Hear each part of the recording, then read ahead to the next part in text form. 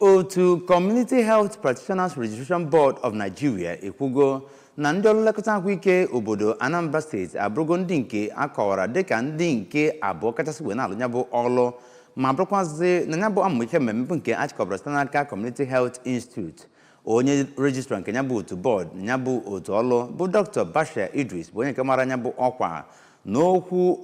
o kwuru na mmalite ya bụ amụma ọzụzụ mkpụrụ ụbọchị 5 banyere etu a ga-esi wee na-akwagote ya bụ amụma ọrụ nlekọta ahụike n'ụzọ pụrụ iche ma bụrụkwazị maka ndị ọrụ nlekọta ahụike n'ime obodo Anambra bụ nke a na-achịkọbara n'ụzọ pụrụ iche site n'aka otu ọrụ Community Health Institute. Chibuzo Bidike ji aka wee nọrọ n'akụkụ.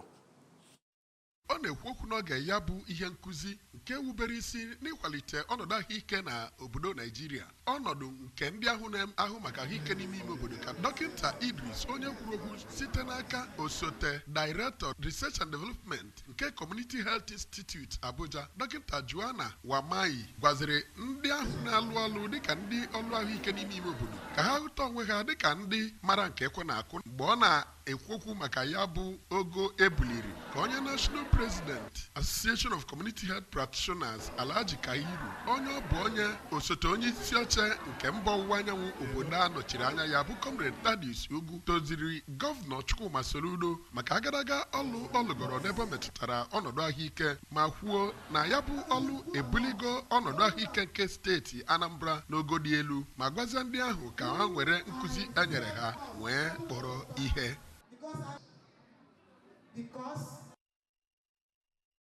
Otu ọrụ ọchịchị nke Nigerian Maritime Administration na Safety Agency bụ ndị nke mechiri ụlọ ọrụ Shell Plus na TMDK Terminals bụ nke dịgbado na Ijegu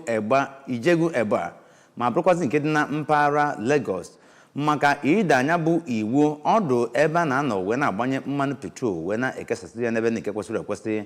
dịka akwụkwọ ozi wepụtara site n'aka Maazị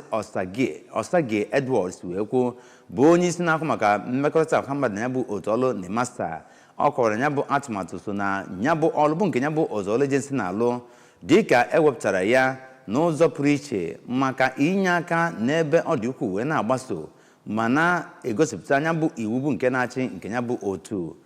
ya bụ atụmatụ nke ya bụ otu ji wee na-alụ ọrụ bụzi nke gbasoro ikpe aka nke mere na ya bụ ọgbakọ convention nke otu SOLAS ma bụrụkwazị nke ewubere hazie ọfụma site n'aka ya bụ otu International Maritime Organization iji wee kwalite ihe ndị nke a na-eme n'akụkụ mmiri ọkachasị n'ebe ọ mechara ebe ahụ a nọ wee na-agbanye ya bụ mmanụ eji wee na-anya ụgbọala ịgbanwere azụmahịa ya ma bụrụ ebe Maazị Edward gara n'ihu wee kọwaa na ya bụ mmanye sochiri anaghị erube isi site n'aka ya bụ otu nyere usoro bụ nke ewepụtara a ga-esi wee na-eme ya bụ ihe mmemme nke ISPS n'agbanyeghị ịdọ aka na ntị bụ nke a dọrọ gaa n'ihu na atụmatụ a bụzi nke ekwesịrị dị na-eme n'usoro esi wee na-eme ya n'ogogo mba ụwa ma bụrụkwazị nke dị na nkega akwụkwọ iwu nke 79 n'ime ya bụ akwụkwọ iwu ISPS ma bụrụkwazị nke afọ 2014 bụ nke nyere ikikere imechi ụlọ ọrụ ọbụla bụ nke nọgidesiri ike wee na-ada anya bụ iwu bụ nke etinyere n'ọnọdụ ma bụrụkwazị ihe karịgoro ọnwa 3 dịka esi wepụta ya. Ugbu a akanye na mba ofesi ewepụtago nnọọ ozi banyere mkpamkpa nke nnukwu mmiri ozuzo na-akpa na mpaghara South Korea dịka a gara n'ihu wee mee ka ndị nke bi na mpaghara ahụ wee mata ka onye na onye ọbụla wee jiri nwayọọ wee zobe isi onwe ya. Mmadụ anọ abụrụgo ndị nke nwere anya pee ebe ihe karịrị mmadụ 1,300 bụ ndị nke gbuchara dịka nnukwute mmiri ozuzo na-asụgburugo mmadụ anya gara nnọọ n'ihu na-arịbeghị enu na mpaghara mba South Korea dịka ndị ọchịchị nke obodo ahụ gara n'ihu wee na-adọ aka na ntị banyere nnukwute oke iju mmiri bụ nke ga-emekwazinụ. N'ime ndị nke gburu gụnyere ụmụ nwoke mmadụ 2 ndị nke n'ọgbụgba afọ 80 ma bụrụkwazị nke ndị isi ọchịchị nke obodo ahụ kwenyere na otu onye n'ime ha bụzi onye nke na-achọkwazị etu ọ ga-esi wee lepụta n'ime be ya tupu ya bụ ụgbọ mmiri eburu ma ya ma ụlọ ya. Onye nke abụọ bụzi onye nya bụ mmiri buru ma bụrụkwazị ka ụgbọala bụ nke ọ nọ n'ime ya dakịrịdere ya onye nke atọ bụzi onye nke kwuru na ọ bụrụ na onye nke nwụrụ anya pee n'ihi ihe mkpọdo bụ nke mere ya n'obi nke bụ na ọ gaghịzi agbapụtanwu ọsọ. Ya bụ mmiri ozuzo bụ nke kwuru na ọchịchị mba South Korea gara n'ihu wee wegote ozi banyere ya bụ ihe mberede bụ nke oge so ya ma bụrụkwazị nke karịrị nke ya bụ ike ya bụ mmiri ozuzo karịrị milimita 400 bụ nnọọ nke akọwara ga-ezo n'ọkara ụbọchị tinyekwara na ihe ga-esochizi nke a bụzi nke gara ibe ya enu kasị n'obodo ndị ọzọ dị iche iche bụ nke nwere na mpaghara ahụ dịka otu na-ama amụma mmiri ozuzo na mba ahụ si wee kwuo bụ ihe nke ha kọwara dịka ihe ga-anọte aka n'ọnọdụ n'ụzọ pụrụ iche. Ugbu a akụkọ n'egwuregwu onye nke na-agbara otu egwu bọọlụ Super Falcons etiti bụ Debra Abiodun bụzi onye nke ga-anọkwazi dịka ndị nke a ga-ahọrọ maka asọmpi a ga-agba megide mba Zambia n'ogogo quarter finals ma bụrụkwazị na asọmpi 2024 WAFCON ma ọ bụrụ na ọ nọchi anya bụ mmachibu nke amachiri ya ịgba otu asọmpi ma bụrụkwazị n'ihi ya bụ